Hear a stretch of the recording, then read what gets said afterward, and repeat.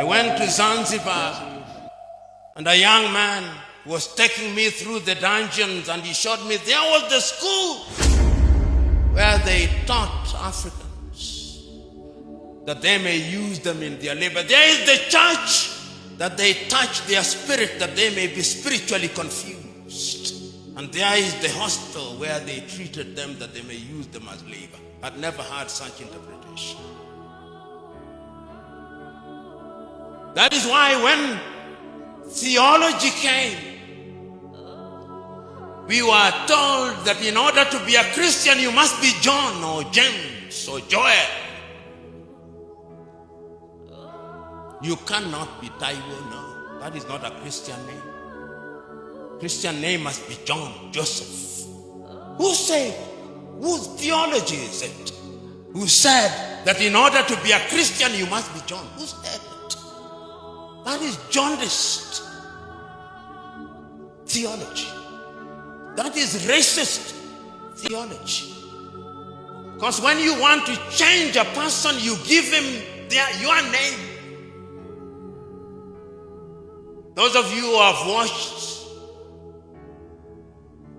Roots will know this. Alex Haley's Roots. You capture Kunta Kinte, and in order to dehumanize him, you call him Toby. That is also theology. So, African problem is also colonization. So as we speak now, there are Nigerians here. There are Ghanaians here.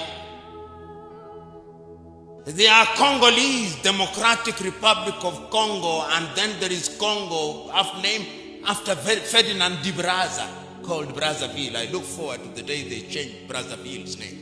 At least they changed Leopoldville into Kinshasa. This is the reality. This is part of the problem. The Democratic Republic of Congo will never know peace because of religion, Roman Catholicism, and colonization. These are the problems bedeviling Africa. And we never say it. King Leopold of the Belgians caused 13 million Congolese to be killed. Twice the number of the Jews that were killed by Adolf Hitler at Holocaust. But we have forgotten. We Africans have a short memory. But the Jews will never allow you to forget. Never, ever. But we Africans have forgotten. Part of the African problem is short memory, amnesia. Is part of our problem. And that is why we keep on repeating the same mistakes time and over. Colonization is part of the problem that affects Africa.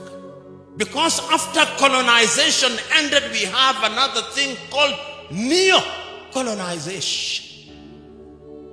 And it is alive and well. That thing called neo-colonization is alive and well. And if you doubted whether it's alive and well, I want you to see what is happening in Guinea-Conakry. I want you to see what is happening in Niger. I want you to see what is happening in Burkina Faso. I want you to see what is happening in Chad. And I want you to see the arrogance of the French president when he says, my ambassador shall not leave, my bases shall not be removed. At least yesterday he capitulated. The neo-colonial project is alive and well. Did you hear the voice of the church throughout what is happening in Guinea-Bissau? No, the church is silent. The church is complicit. So when you talk about theology and what it can do, sometimes courtesy of theology, because you want to be good, you don't raise your voices. The last time I checked, John the Baptist's voice was alive and well in the wilderness. Where is the voice of the church amidst all this? Africa's problem is also neo-colonization. From slavery to colonization to neo-colonization, which is an ongoing project. And Ghana's Kwame Nkrumah was right in 1965 when he said, the last stage of colonization is neo-colonization, and is alive and well. And we see it. Today, I tell Africans, because of neo-colonization, I'll come to what I think theology can do. Today in Africa, here in Nairobi, Kenya, if you want to buy something from a supermarket, you go to Carrefour, which is French. You want to buy fuel, you go to Total Energies or Rubies, which is French. You want to have your pizza, which is made by Kentucky Fried Chicken, which is American, you have it carried by Glovo, which is Spanish. If you want to have security, you have it by G4S, which is British. If you want your home guarded, is guarded by KK, which is Gardewald from Quebec. If you want to have chicken, it's Kentucky Fried Chicken. If you want your airports managed, is Swissport from Switzerland. That is the state of Africa. Consuming what we do not produce and producing what we do not consume. Just look at it. That is it. And when you are in that state, you are a slave. When you are in that state, you are dehumanized. When you are in that state, you are not behaving as if you are made in the image of God. If you run across Africa, there is no shortage of organizations which are designed to debilitate Africans through NGOs. USAID. Right now they are busy dropping food in Sudan and Somalia. UK, Danida, GIZ. There is no shortage of them, and Kwame was right again. The colonialist comes under different guises, but they kill your spirit to survive. So Africa is bedeviled by all these things. And until the scale falls from our eyes and the wax melts from our ears, we will not go anywhere.